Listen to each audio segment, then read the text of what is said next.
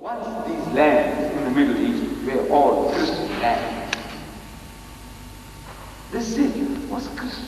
Lebanon was Christian. All these areas you call Jordan and all these diddly bits, all was Christian. Whole of North Africa was Christian. All Christian land at one time. And when Islam comes on the scene, bulldozes them all then and change them. Then they are Islamites, Muslims. It's a challenge. Once Christian land, they have lost it. Then they conquered our land through superior manpower. They ruled us. They ruled us for 100 years in India, Pakistan, Indo-Pakistan, Japan. They ruled our Indonesian brethren for 300 years. They ruled Mozambique for 500 years. 5 years. This Mozambique is a Muslim country. Did you know that? Even today, 60% of the people in Mozambique are Muslims. Did you know that? When the Portuguese, 500 years ago, when they were finding a sea route to India, for our spices, they were finding a route to India, they knocked hells into our blood because of the superior manpower, and they conquered this place called Mozambique. Mozambique was a Muslim territory. There was a Muslim governor, an Arab. His name was Musa bin Baig. Musa bin Baig. The Portuguese couldn't say Musa bin Baig, so they said Mozambique. And it just stuck. Mozambique is a Musa bin Baig. Like Jabal al-Tariq, they couldn't say Jabal al-Tariq. Tariq was the Muslim commander who crossed into Spain and they burned the boats. They burned the boats. So it's Jabal. Jabal means mountain of Tariq. Jabal al-Tariq. They can't say Jabal al-Tariq. They say Jabal Gibraltar. No, it's a Muslim territory. Challenge.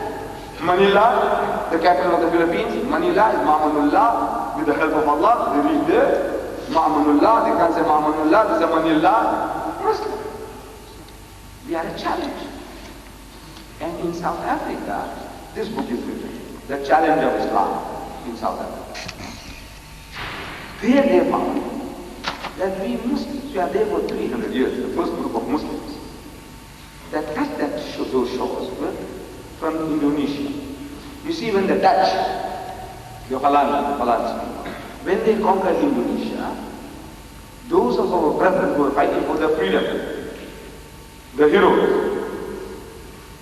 the freedom fighters, they were captured as prisoners of war, and they were shipped to the Cape of Good Hope and sold to the white man as slaves.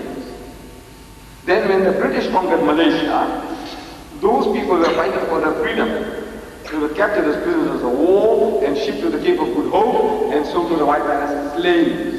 Good hope for the white man. It was good hope for the white man. And for 300 years, they have been hammered to Christianize it. 300 years. After 300 years of hammering, the Muslims there, whom we call Malays, it's a wrong term, but we call them so-called Malays, inverted from us. These Malays are one of the most militant Muslim communities in the world. After 300 years of hammering, they became hard as steel. Amazing. The same period of time when our African brethren from the West Coast were taken over to America and they were 100% Christianized. These Muslims, they fought back, and they have become one of the most militant Muslim communities in the world. So, for 300 years they tried, and they have multiplied. The Muslims have multiplied. Beyond natural multiplication, beyond procreation, we multiply. And they are a challenge. They uproot us from one place to another.